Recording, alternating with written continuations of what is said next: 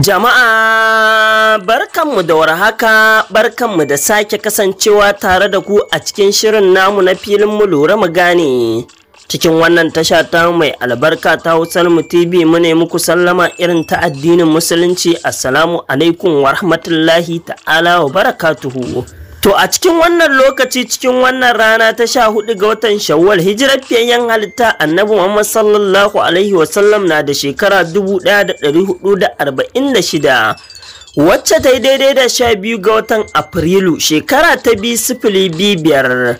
Kamar yadda muka saba a duk makon ranar Asabar, muna kawo muku shiri na musamman mai taken filin mu lura mu gane tare da Muhammad Ataka da ƙasar Amurka. Tsohon ɗan jarida a Nijar kuma ɗan gwagwarmaya a yanzu mai kishi tare da jihadin ganin ƙasarsa Nijar da ma ƙasashen yankin Sahel, kai har ma da ƙasashen Afirka baki ɗaya sun fita daga cikin halin rashin 'yanci tare da fafutukar fatan sun tsaya da ƙafafunsu.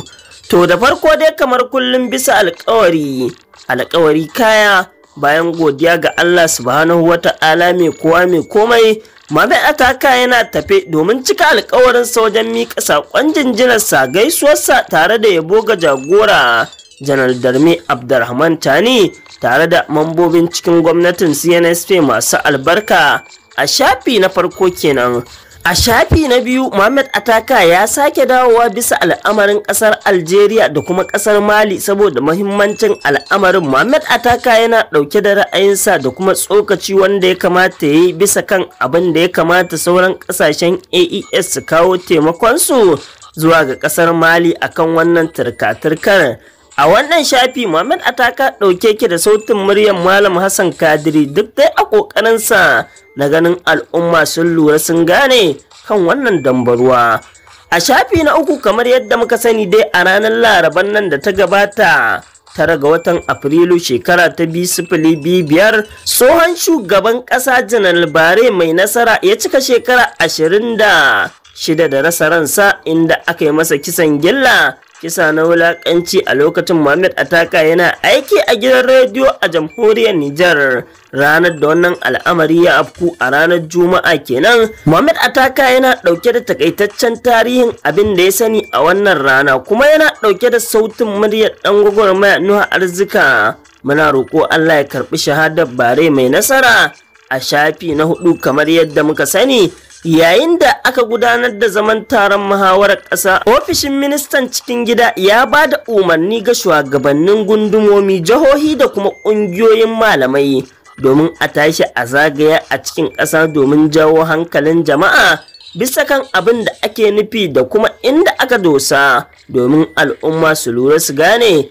Tabbas za ku ji bayanin Muhammad Ataka wanda yake ɗauke da shi bisa wannan, sannan akwai sautin muryar da yake ɗauke da shi domin a lura a gane. A ƙarshe kuma shine shafi na 5, kamar yadda Muhammad Ataka ya saba, akwai kira na musamman domin kawo goyon baya ga gwamnatin CNSP, sannan kuma yana ɗauke da wani sauti inda sojojin jamhuriyar Nijar suke kuwa tare da bugun ƙirji cewar a shirye suke domin su tafi yaƙi domin ceton ƙasa da kuma kawo goyon baya ga Janar Darme Abdurrahman Tani. Masu sauraro, kanin shirin kuka saurara, sai ku gyara zama ku biyo mu a sannu hankali domin jin cikakken shirin da muke ɗauke da shi a daidai wannan lokaci a cikin wannan tasha ta mai albarka ta Hausar mu TV. Fatan mu dai har kullum Allah Ubangiji ya tishe mu alkhairi, ya kuma yi mana gamdakatar da wannan zance a yi sauraro lafiya. Muhammad Ataka, gare ka. Shukran. Na gode. Jama'a,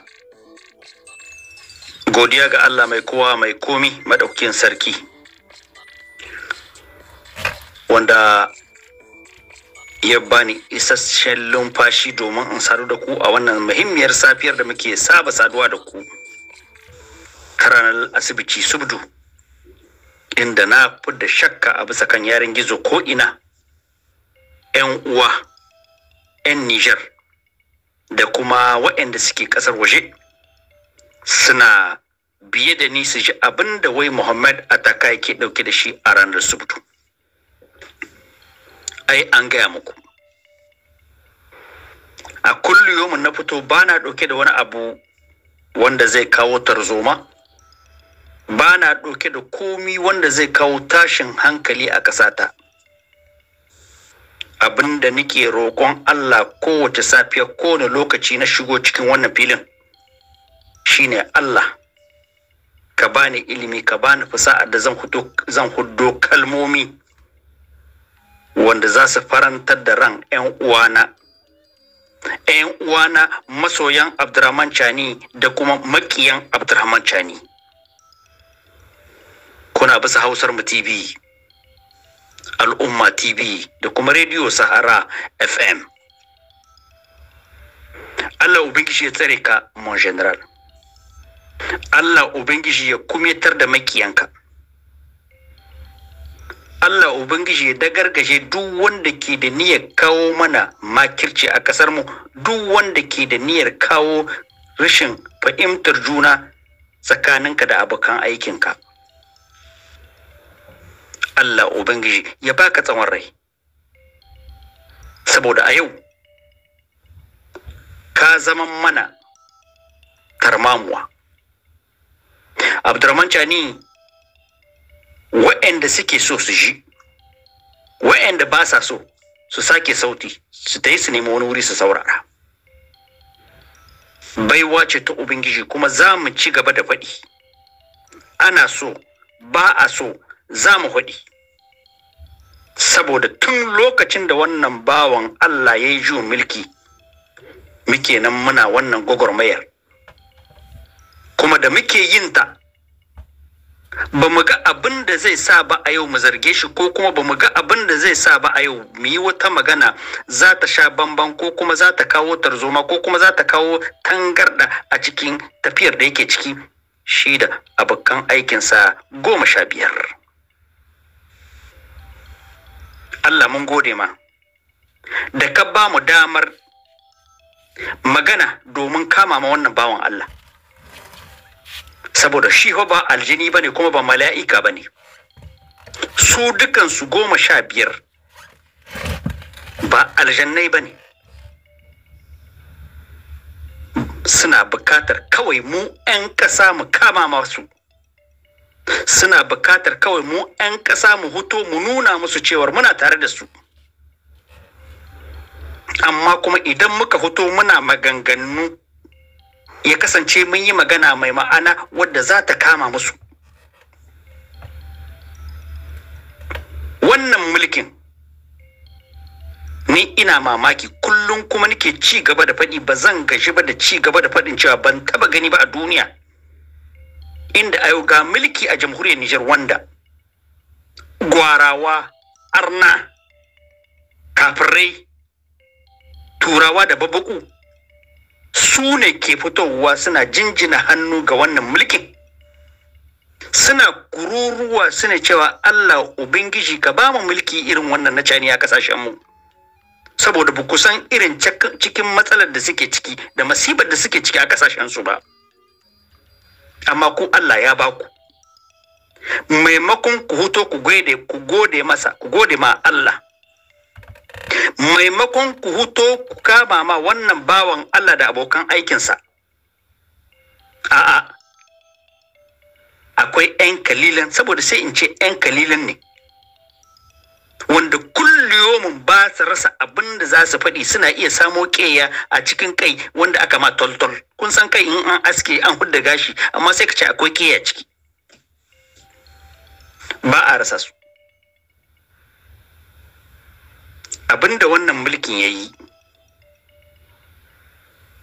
na gaya muku, kuma zan ci gaba da gaya muku, a shekara 65 da muka samu 'yancin kanmu, ban taba ganin mulki wanda ya yi abin da wannan mulkin ya yi. Tilas ne mu da muke gwagwarmaya a yau muna goyon bayan CNSP. Sai a ce mana mu karnan farautar CNSP ne. Mun yarda da haka. Mun yarda da haka saboda mu CNSP ba shi muke ma ba. CNSP ya yi abin a zo a gani, Chani ya yi a zo abin a gani a jamhuriyar Nijar, kuma tilas ne a gare mu mu huto mu faɗi.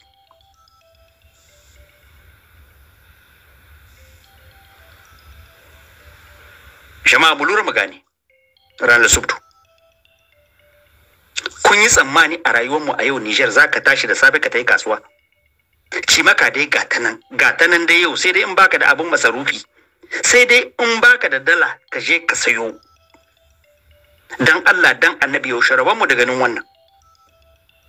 Yau babu kasuwa a jamhuriyar Niger wanda za ka je ka ce ai an yi rishin shinkafa, an yi rishin alkama, dawa, hatsi, an yi rishi. Babu. Saboda mi? Saboda Allah ya bamu 'yan adam. Ba na so ma in ce wai sojoji.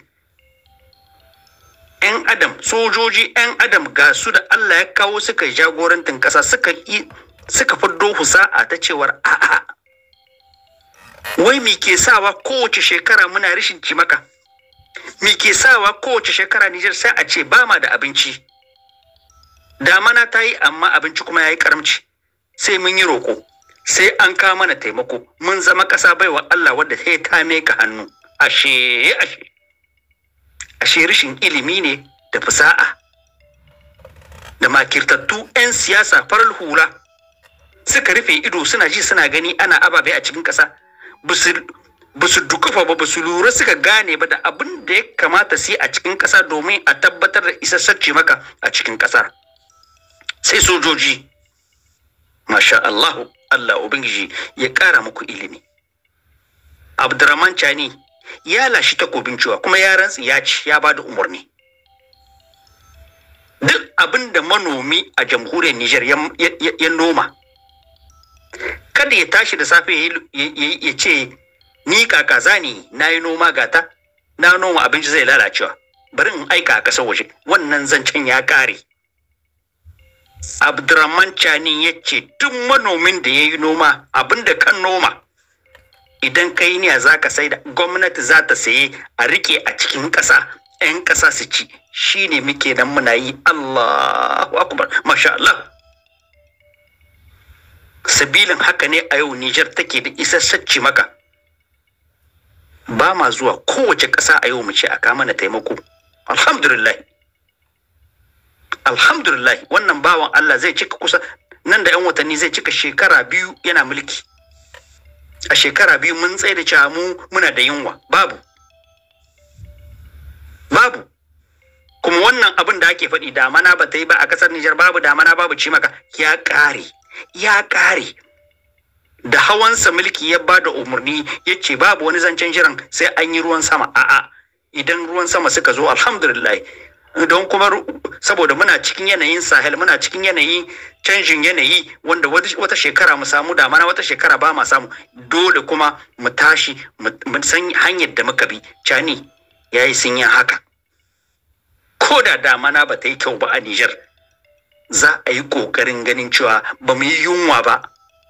Wai kun san da shekarun da suka wuce ana kiran mu mayin wata?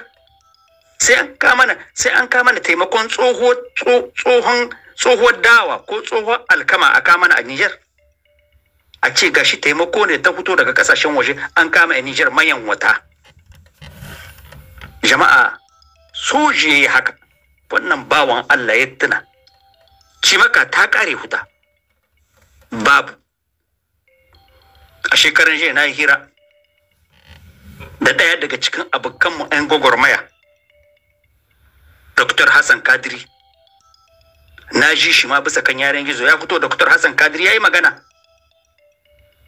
magana saboda abin da ya sa na ɗauko zancen Chani ya ce kada a fita da cimaka. Mu ma a yau mu manoma. Hassan Kadiri yana shahartawa. Ni kuma ba abzi ne na shahar Agadas, mu makiyaya ne. Ko da a tawa ana noma ana kiwo.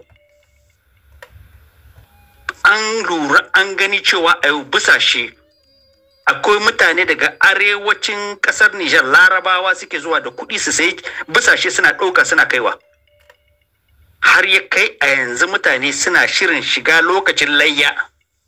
Ka kada ɗan kuɗin ka kaɗan baka samun rago, baka samun tumkiya ko akuya da kuɗi kaɗan. A'a, an kwashe an kai Laraba sun sayi.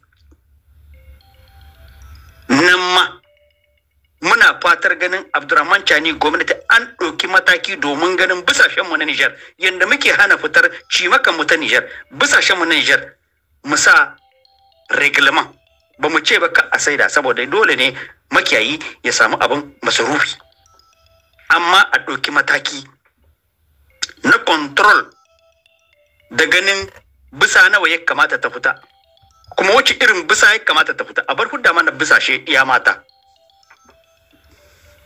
Jama'a na shima kwarai a bisa kan shafin shugaban kasa Abdurrahman Chani ban kare ba saboda kowace ranar subudu watakila shirin ma nashi ne ko ba kwa yaba shi amma wasu na yaba shi. Na ɗauko wani malami da na ji na ce billahi lizi wannan malamin sai na sa shi a cikin shirin mu lura mu gane malami ne kuma ba nan Nijar ba na Najeriya.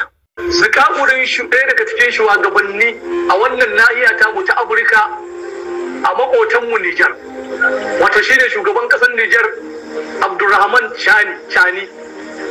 Da farko kafin na faɗi me yasa na jawo wannan ayar kuma me yasa zan yi masa jinjina da yabo na musamman lallai ya kamata mu masa addu'a ta musamman ga Allah subhanahu wata'ala ya tsare shi, Allah subhanahu wata'ala ya kiyaye shi makircin masu makirci, Allah ya zama gatansa, Allah ya zama jin Chani, Allah ya zama ganin Chani, Allah subhanahu wata'ala ya sanya duk wanda ke neman Chani da sharri Allah ya mayar masa da sharrinsa kansa, Allah ya wulakanta dukkanin mai sanya wulakanta Chani a duniya da lahira. Kan na tsawaita ku da bayani duk da addu'a ce lalle Chani yayi abun ayaba masa, yayi abun ayi masa addu'a ta musamman mara iyaka mara ƙarshe saboda abubuwa guda biyu waɗanda suka faru a 'yan kwanakin nan. Da farko Abdurrahman Chani karkashin gwamnatinsa kasar Nijar ta zaɓi addinin musulunci inda na karanta daidai a jaridu da sauran kafafe na watsa labarai. Kasar Nijar ta zaɓi addinin musulunci ya zama shine addini na kasar. In na ce addini na kasar ma'ana shine addinin da gwamnatin kasar ta yadda cewa yana saman kowane addini, ba wai ana nufin kowane addini in ba musulunci ba a Nijar ba za a yi shi ba haka ake nufi ba, a'a ma'ana a gwamnatance addinin musulunci shine Nijar, gwamnatin Nijar ta zaba a matsayin addini. Abin da na gani kenan kuma abin da na karanta kenan, kuma ina fatan wannan abun tabbas haka yake. Sannan abu na biyu, Abdurrahman Chani karkashin gwamnatinsa sun zaɓi yaren Hausa, gwamnatin ta zaɓi yaren Hausa a matsayin shine yaren da gwamnati za ta dinga amfani da shi a kasar. Wato kamar yadda a Najeriya abun mamaki abun kunya ko da yaushe bayan yaren Hausa da muke da shi da yaren Yarabanci da yaren Inyamuranci da muke da shi su ne manyan yarurruka, amma saboda tsabar abun kunya da rashin sanin ya kamata mu a Najeriya sai ake amfani da yaren Ingilan da ta cuce mu iyaye da kakanni, ta hana mu zaman lafiya har yau da gobe da jibi in har ba mu hankalta ba, amma har yanzu yaren kasar muke saboda mu san ciwon kan mu mu san ya kamata ba. A wannan gabar Nijar ta yi watsi da yaren Faransa, ta yi watsi da duk wani addini da ba musulunci ba, suka ce shine addinin su a gwamnatance. Lallai ko shakka babu Chani ya yi farar dabara. Shukran. Haka muke so. Akwai malamai a Najeriya jama'a. Ga wayanda suke mai da martani a Najeriya, kusan da cewa Najeriya uwa ce, Najeriya fa dan adam baya da iyaka. Malamai ba sa da iyaka, kenan ku kyale wanda suke hutowa suna zargin shugaban kasar mu. Ba komai. A zarge shi, amma kuma akwai wasu malamai wanda Allah ya ba daraja, wanda suke tsoron Allah, wanda suke hutuwa suna faɗin gaskiya kamar wannan bawan Allah malami. Allah saka da alheri malam. Jama'a kuna bisa kan filin mu lura mu gane. Muhammad Ataka ke magana a cikin shirin na ranar Subudu. To kun san ba laifi bane idan aka yi magana a wancan mako a komo kuma a ƙara. Al'amari tsakanin ƙasar Mali da ƙasar Algeria al'amari ne da ya shafe mu. Ya shafe mu kwarai da gaske. Abin da yasa na ce ya shafe mu, a yau in ka sa hannu bisa kan yarjejeniya, ni ina cikin ƙasa wadda idan ka sa hannu bisa takarda kai sun yi kace kai sun yan kwantara kai sun yi yarjejeniya, duk abin da ya zo kana cikinsa. Abin nufi a nan shine jama'a mu lura mu gane, mun sa hannu bisa kan yarjejeniya cewar mu kasashen nan guda uku tsintsiya ɗaya ce, in tsintsiya ce matsarminki ɗaya. Abin da ya taba wancan ya taba ni, idan wancan ya ɗauki mataki ni ma ya cancanta in ɗauki mataki, saboda cikin kwando ɗaya miki. Da Mali ta ɗauki matakinta, shugabannin kasashen nan guda uku tare suka fito suka yi sanarwa suka ce to su ma dai sun yi Allah wadda da wannan, kuma sun yi kiran dukkan jakadun kasashen a kasashensu. Bambanci a nan ɗaya shine cewa ƙasar Mali aka sa mata Algeria ta mai da murtalin cewa tarihi iyakatar samaniya, duk jirgin da zai tafi a ƙasar Mali kai ya biyo ƙasar Algeria, kuma duk jirgin da zai tashi daga nan kai ya bi ta ƙasar Algeria. Kun gane? Mu lura ba gane. Yau ita ma Mali wan shekare ta mai da murtali ta ce to shikenan, ni ma na rufe tsananin samaniya ta, duk jirgin da zai taso daga Alje kai ya ratsa samaniya ta, ko kuma ya fito daga wata kasa zuwa Alje kai ya ratsa samaniya ta, a rihe.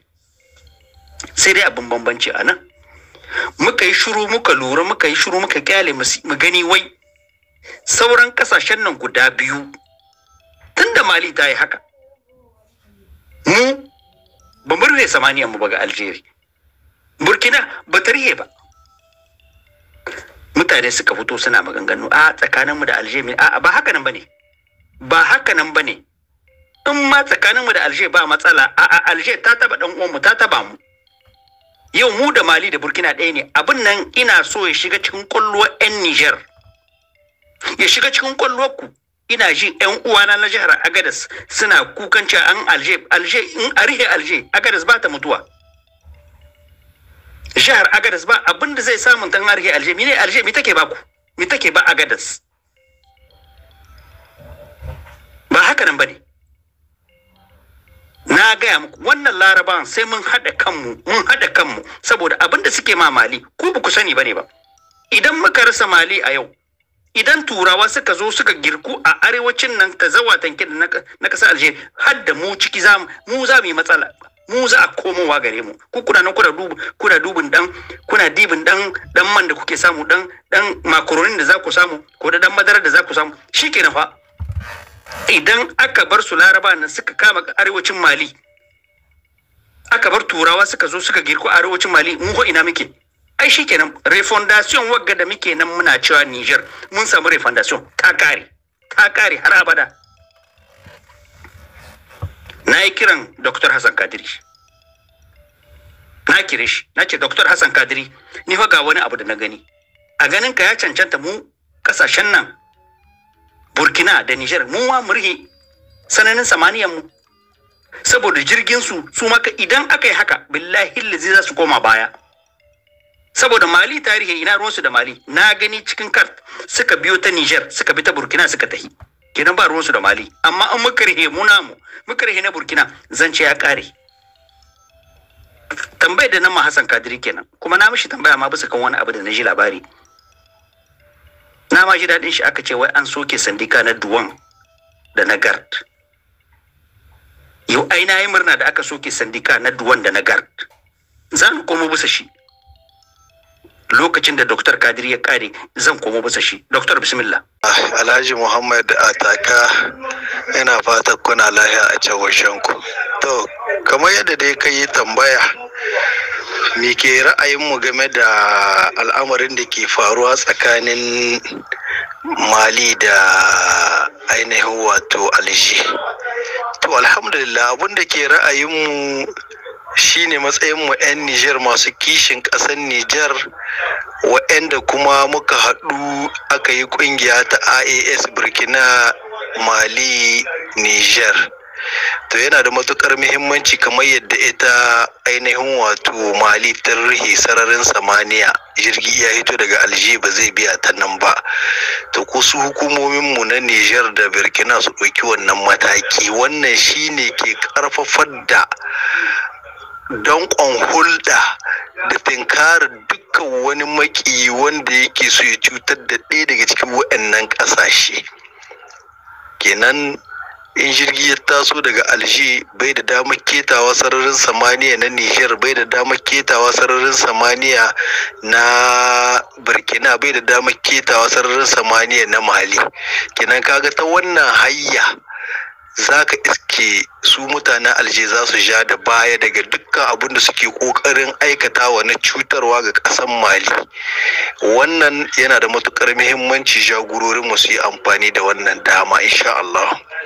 Kuma alhamdulillah tambaya ta biyu, tun lokacin da aka yi juyin mulki mai girma shugaban ƙasa General Darme President de la République du Niger Abdurrahman Chani wato ya jawo dukkan hukumomi na Niger, abin da ya shahi garda, abin da ya shahi ozufore, abin da ya shahi jandarmomi da makamantansu, babu wanda ba a jawo aka saya shi a cikin wannan tahiya ta mulki na majalisar ceton ƙasa CNSP. Kenan wannan kyaukyawa abu ne wato a rushe wannan sandika na duwan da sandika na ozufurai. Kuma wallahi Muhammad Ataka al'umma sun ji daɗi, sun yi farin ciki matuƙa da suka ji an rushe waɗannan ƙungiyoyi, saboda magana ta gaskiya suna cuta ma talakawa na kuka da su, talakawa sun daɗe suna marare irin wannan rana. Sai gashi yau Allah madaukakin sarki ya kawo lokacin da aka rushe wannan ainihin wato sandika. Muna ma Allah godiya, muna kuma godiya ga jagororinmu masu albarka tun daga General Darme President de la République du Niger Abdurrahman Chani da dukkan mambobi na majalisar ceton ƙasa CNSP. Allah ya musu jagora, Allah ya shiga a cikin al'amuransu, Allah ya kama masu, kuma Allah kai ya bar su da iyawarsu. Duk inda maki yake Allah ya karya shi, na bakin abin nan na bayyana da na boye bakan fata da jan fata. Wannan shine a takaice insha Allah. Assalamu alaikum warahmatullah. Shukran Dr. Hassan. To ni abin mamaki a nan shine kai da Allah ya ba hula, ya ba tarayi, kuma kana da bindiga. Ina mamaki ne a ce wai mai tarayi da bindiga yana da sandika. To, amma kun san shi Hausawa suka ce mahankurci mawadaci. Akwai na tashi Allah ya kawo ma'ilmanta, Allah ya kawo mutane masu ilimi suna jagorancin kasar Nijar a yau. Su ne suka tashi suka lura suka gane suka ce wai me yasa ne wai ƴan uwanmu wanda muke tafiya filin daga muna yakin ta'addanci, muna yakar ƴan ta'adda, suna da sandika wai kamar ƴan farar hula. Kuma shi Abdurrahman Chani ranar da ya zo, billahi lazi shine na ga muku, shine na farko shugaban kasa wanda na sani soji. Na yi soji guda wajen nawa, biyu ina ji ko uku na yi su, amma duk an suka zo sojoji suke sawa. Abdurrahman Chani da ya zo a yau shi ya maido daraja dukkan wanda ke da hula da tarayi da bindiga. Su ne a cikin ƙwarya ɗaya ake kira Force de Défense et de Sécurité. Ya ɗauko su ya sa su minister, ya sa su gouverneur de région, ya sa su gwamnonin gundumomi, prefet da gundumomi ga sana. Yau garde forêt, douane, police, garde national, sapeur pompier, su ne ko ina yau su ne suke nan tare da soji suke aiki ɗaya. Chani ya sa su cikin ƙwarya ɗaya, in suka fito kuma tani ga sunan su ɗaya. To ita kaka za a ɗauka biyu a ce ana sandika, suna da sandika. Alhamdulillah, alhamdulillah. Allah ya ƙare mana wannan mulkin da muke da mai ilimi mai tsinkaye. A yau duka Force de Défense et de Sécurité, défense de la République du Niger, défense de l'intégrité du territoire national, défense de la refondation. Jama'a kuna bisa kan filin mu lura mu gane. Muhammad Ataka ke magana, ku biyo ni sau da kafa.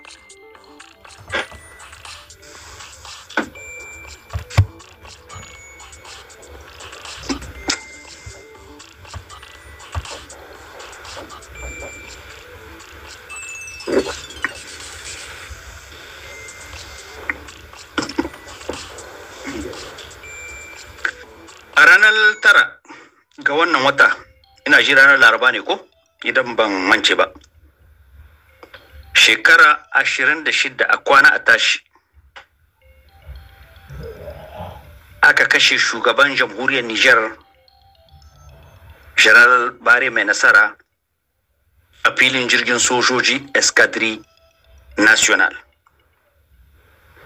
Kowace shekara Société Civile na Nijar sukan gamu domin su yi zaman taro na tuni da wannan ranar da aka kashe shugaban ƙasa, abinda Nijar bata sani ba ƙasar musulmi. Kafin in ba da tarihin ni abinda na sani shine cewa mu lura mu gane. Allah Ubangiji ya saka ma General Abdurrahman Chani da ya kiran zaman taron muhawarar ƙasa.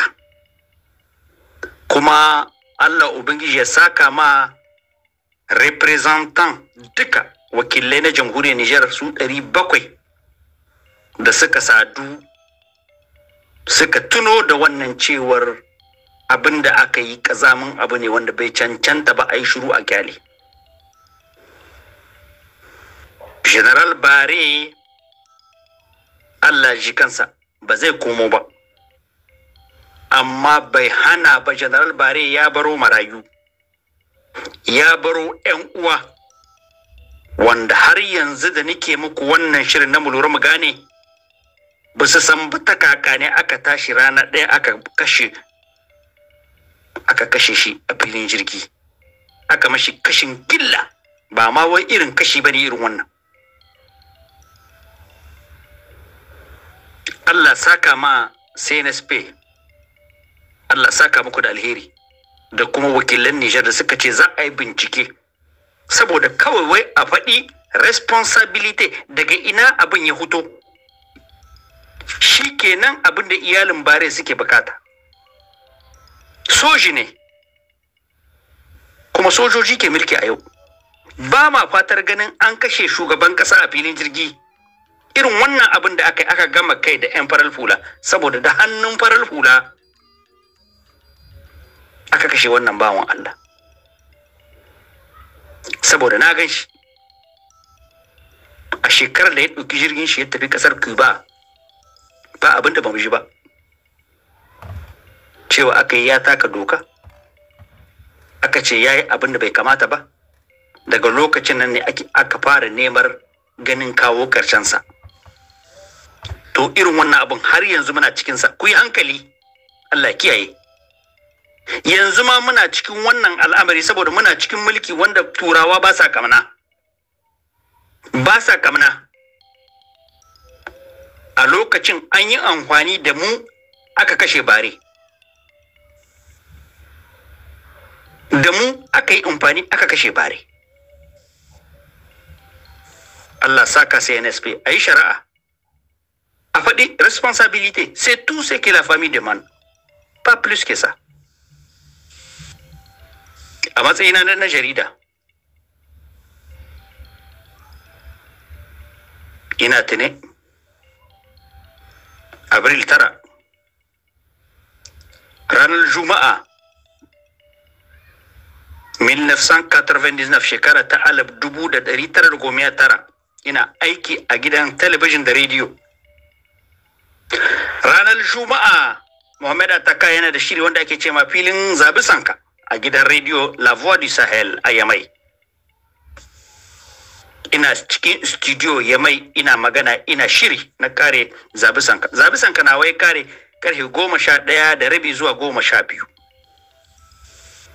Da na ida na tattara kwamitsana na hutu na tuko mota ta na hutu. Hutowa ta ina sojoji masu gardin gidan rediyo, daga nan ma da na hutu na ga balande guda 2.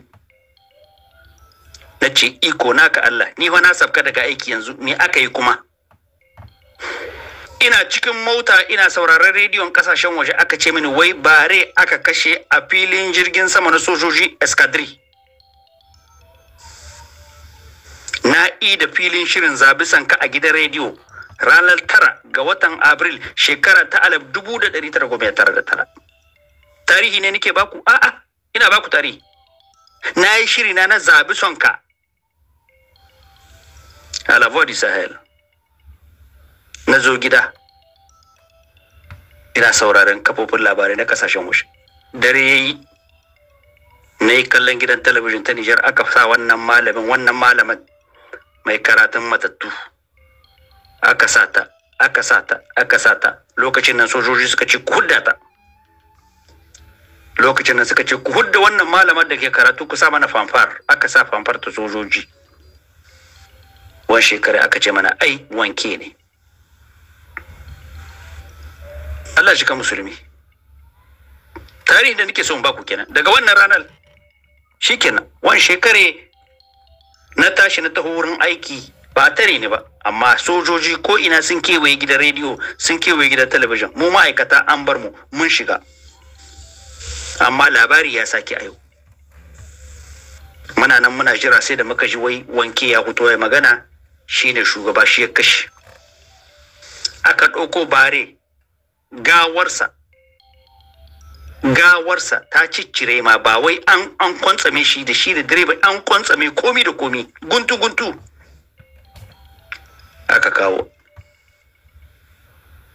Muna nan har muka shiga cikin mulkin wanke, muka kama da mulkin wanke muka tai. Kai dai abin yana da tsawo gandan tsaye daga nan saboda duk na gansu wannan mutanen, duk na ga mulkin na gani sabilin haka ne da na zo kasar Amerika na rihe baki na yi shiru na ce na kare magana har abada inna lillahi. Na baro Niger, na baro Radio Niger, na baro Tele Sahel, na yi shiru. Ban ga abin a zo a gani ba a Niger, na yi shiru. Sai ranar 23 ga watan Juye, Mohamed Ataka ya fara magana, Abdurrahman Chani ya bani damar magana. Allah saka maka da alheri mon general. Na gode. Nuhu Arzika a ran nan cikin makon nan da aka yi kowace shekara na ga muku society civil suna hutowa suna zaman taro suna declaration ga abin da Nuhu Arzika ya faɗi a bisa kan wannan ranar. Wannan rana kamar ta yau shekara kusan 26 kenan, a kowane lokaci in ta zo muna ɗaukar lokaci mu zo mu zauna mu yi nazari mu tuna mu gani me yake faruwa, me aka yi, ina za a mike yiwa. To a bana Allah ya kawo lokaci da bambanci da sabunta na cewa Allah ya sa wannan lokacin da ya zo ya yi daidai da an yi zaman ƙasa a nan Nijar ƙarƙashin jagorancin majalisar ceton ƙasa, ƙarƙashin jagorancin shugaban ƙasa General Darme Chani da suka bada hanya a yi wannan zama asis. Wannan asis da aka yi sun ba mutane dama, an yi nazari, an yi hange, an yi cinkaye, an ga duk abubuwan da suka zama kamar matsala, kamar wani majigi, kamar matsalar bare ya zama na majigi. Shinin bare da ya zuba ranar Juma'a, yadda an ka zubda shi, yadda an kai shi a walakance, mutane suka game kai a siyasance, an ka game kai da turawa na cikin gida domin ka a nemi sanin gaskiya. Muka ce wannan bai cancanta ba, wannan bai dace ba, wannan abu ne da in Allah ya so ya yarda Allah zai kawo lokacin da abin zai tabbata. To muna ganin Allah ya kawo lokacin, dan shi muka ce wannan asizu da suka ce sun yarda ai shawara a faɗa ma shugabanni na adiba a gani yadda za a sa wannan kwamiti mai ba da dama a yi nazari a gani a kale me gaske ba komai ne ake so a yi ba. Kaga dai ba komai za a yi ba, amma in an ka san gaskiya, an ka san yadda abin ya hankalin mutane na kwantawa, wani zai gane kenan wane ne mina hakin sha, wane ne mina hakin shekaran jiya, wane ne mina hakin yau, su wane ne ɗiyan mina hakin jiya, wanda in ana nazarin gobe ana lissahi an ce yana zancen asuli ko ana diba a gani kai dan gidan wane ne, kai kakin nan ka suke gidan wani asulin ku ya ne tarihin ka. In ka je ka iska mutum yana dan munafiki, dan azalimi, dan macuci, dan mayaudari, ko mata ba ka dauka gidan shi, ba ka arme gidan su, irin abin da muka gada na al'adunmu. Musamman yau da muke cikin zamanin da gwamnatin nan na yau ya nuna muna ko kowace shi ke yi na a kowa bisa al'adunmu na jirki na kirki wanda za su iya taimaka muna a girka ƙasa, a girka tsarin jagorancin ƙasa mai muhimmanci, mai ma'ana, mai taimaka ma al'ummar ƙasar mu wanda duniya za ta sani mu ma akwai mu. Mu ma ƙasa ce da al'umma da mutane kamar kowa, ba mu ba ya amsa shata bane, ba shashasha bane, ba muna mun zo rakiya bane, mu ma mun zo duniya domin a san muna nan. Yau kaga kowa ya san dai Nijar akwai ta. Ka yau da inda muke cikin kowa jiya ai ba san akwai Nijar ba, in kace Nijar sai a ce Najeriya. Amma a yau dai ko yau kowa sai an ce Nijar an san Nijar, ko an ce Chadi kuma an san shi. Ko cikin ina aka san an san inda yake. Kenan yau muna fata wannan abu mutu a sani wannan kuzarin da bare ya nuna bai za mutane sun yi neman su kashe shi, amma bai hana ba da ya samu dan jinjiki, ya samu lahiya, kuma ya tashi kan jikin shi ya koma yadda ya kamata. Akai kokowa mai abin da Allah ya yi niyya ya tabbata, abin ya an ka aiwatar da shi. Bare ya zan president, kuma ana so da wanda ga so da wanda bai so, bare ya yi president shekara 3, kuma ya nuna hazaka, ya nuna kuzari, ya nuna irin abubuwan da waɗansu ba su gwadi ba. Wannan ne ma har ya kai ba su turawa ai haushi suka bi abokan game kai nan cikin gida, an kai wannan minahicin da an kai abin da ya faru. Amma bare ni a matsayina na tabbatar da yau bare yana woyin mace. To, nuhu arziki Allah shi kan musulmi. Jama'a kuna bisa kan filin Buluran Magane. Idan kuna tune a lokacin da ministan harkokin cikin gida ya yi jawabinsa a ranar da aka maika ma General Darme Abdurrahman Chani wato ragamar tafiyar da abin da kundin nan ya kumsa, ya ce ya ɗauki matakin kira ga dukkan shugabannin jihohi da gundumomi da ƙungiyoyin malamai daban-daban domin a tashi a bi wuri-wuri a ƙasar Nijar domin a shayo hankalin al'umma su lura su gane ina muka sa gaba a haɗa kai. Jama'a mu lura mu gane muna cikin lokaci wanda a yau idan an yi kulli akwai wanda suke neman su baibaye kullin su bude shi. Akwai mutane a yau duk abin da aka tsaida a cikin wannan muhawarar ƙasa, abin da muhawarar ƙasa ta ce a yi shine Abdurrahman Chani yake nan ya ba da umarni ana yi. Amma ba za a rasa ba mutane 'yan kalilan wanda za su hoto kamar da faɗi da na fara, wanda za su hoto su kawo makirci, su kawo problem abin da bai kai bai kawo ba, saboda shine malaman kasar mu na Nijar. Allah saka muku da alheri. Wai abin da nake so jama'a ku lura ku gane, mu a jamhuriyar Nijar kungiyoyin malamai addini, malamai da ke garin a Nijar kansu daya sun san Allah ɗaya ne da Annabi Muhammad sallallahu ɗaya ne, haka suke. An wakilce su, akwai kungiya da ta hada dukkan kungiyoyin malamai na Nijar, ta sa wakilai suna nan suna zagayawa a cikin jihohi gundumomi domin jawo hankalin jama'a a lura a gane manufa ina muka sa gaba, mu kwantar da hankalinmu, mu hada kanmu, mu kama ma mulkinmu, mu kama ma shugaban kasarmu, mu ceci kasarmu, mu huddo ta cikin matsala, mu kuma yi addu'a, mu kuma yi salloli da alkurutu domin duk wani munafiki Allah ubangiji ya kuma tar da shi. Sun kai ziyara wurare daban-daban. Zan samu kuɗi daga cikin mataimakin wato kungiyar da ake ce mai Raida, bisa kan abin da suke nan suna yi, ziyara da suka kai a cikin wata jiha a jamhuriyar Nijar. Shugaban kasa General Darme Abdurrahman Chani lokacin da ya diskurkin shi na karshe ya nema cewa malamai kamar yadda suka ba da kokari tun farko game da yi mai a kasa addu'a, to kada yi kasa gwiwa a ci gaba da yi a karfafa. Akan haka shine muka zo da wannan sako, mu kara karfafa malamanmu kar su gaji kar su kasa.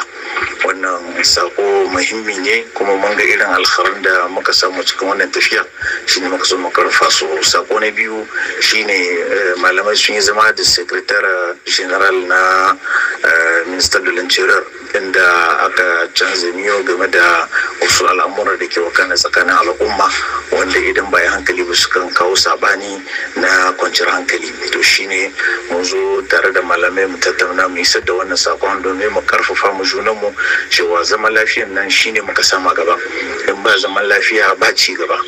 Sannan sako na uku shi ma zama ne tare da gwamna da aka yi da 'yan farar hula da kungiyoyi na musulunci, shi ma duk da jan hankali ne game da son ƙasa, game da ba da haɗin kai ga mahukunta duk inda suke, da mu malamai da 'yan ƙasa da 'yan farar hula ya kasance mun zama cinciya maɗaurin ki ɗaya. Jama'a na kusa ƙarshen shirin, zan rufe da kira na musamman wanda na saba ko da lokaci cewa mu ci gaba da kawo goyon baya ga wannan kungiyar ta CNSP, Majalisar Ceton Ƙasa.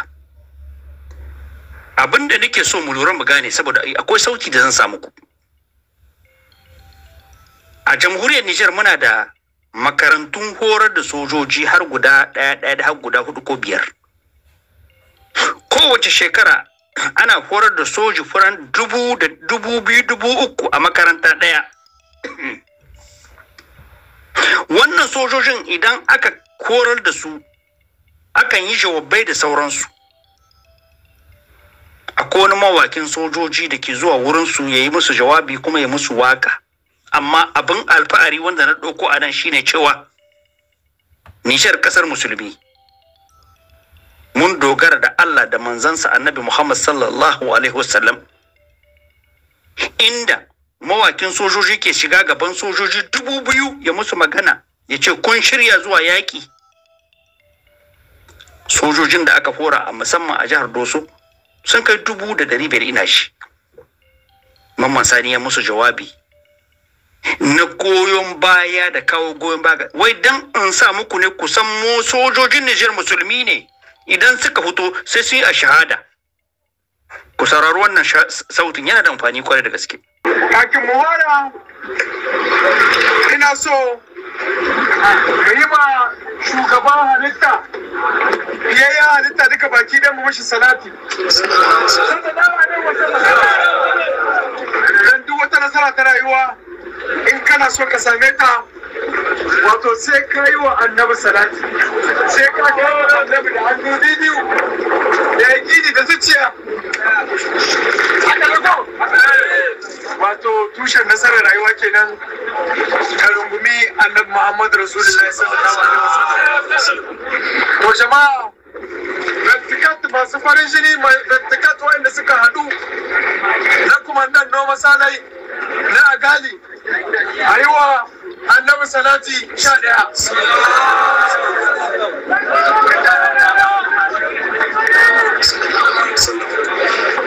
Mawakan sojojin kasar Nijar kenan artist militar Mamman Sani mai goshi, a duk inda za ku gan shi duk lamarinsa yana saka annabin rahama halitta lokacin da zai gabatar da wata fitacciyar waƙar da yi sauka duka tana babbani a ranar ita mana. To wallahi sai kun ci nasara bisa ga magauta. Masha Allah. Abin da ya kamata ya shiga suka tanku tun yanzu, ku matasa ne, matasan sojawa da suka yi to jiya kuka kare, jiya aka yi bikin ku, aka zana muku suna, kun kare formation, yanzu kun zama sojawa cikakki, sai zuwa sama ita ta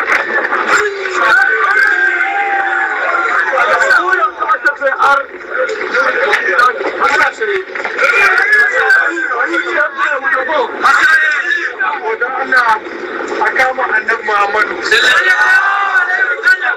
Insha Allah za ku nasara musu karewa. Mun yi sanda a runguza mun ida, yanzu turkin ku ne yan maza na gani.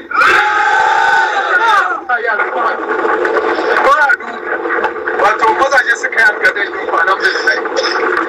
Masha Allah. Yan maza ku ne na Ministry of Defense General. Yan maza na General Sadiq Modi. Yan maza na General Sadiq Modi. Minister mu na Defense. Ku ne na Minister mu na Defense. Ku ne na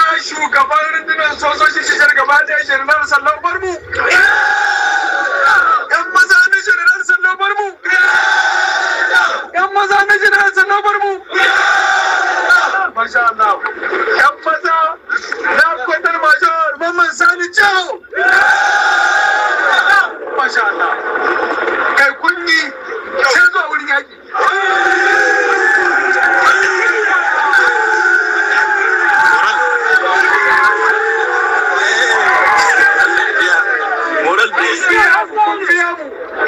Wato gaba da ku ne yan maza na General Abdulrahman shugaban kasar Nijar baki daya General Abdulrahman Chani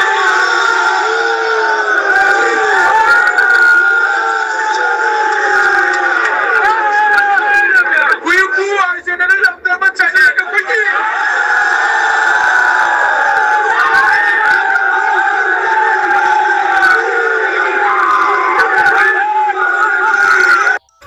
Ubangiji ya kare ku. Sojojin Nijar ne kenan matasa wanda aka hora da ɗauko kaɗan daga cikin wanda aka hora a bara na sa muku saboda kusan da cewa akwai ɗiyanmu a ciki. Allah Ubangiji ya tsare ku saboda kare tutar Nijar kuma da kare mulkin Nijar. Jama'a Muhammad Ataka ke sallama daga nan a wannan fili na Mulura Magani ko gafarce ni idan ya yi tsawo ya cancanta. Allah Ubangiji ya sake sada mu da ku a ranar Laraba a cikin filin Tokashi. Wassalam. Barka da zuwa Hausar TV, tashar al'umma.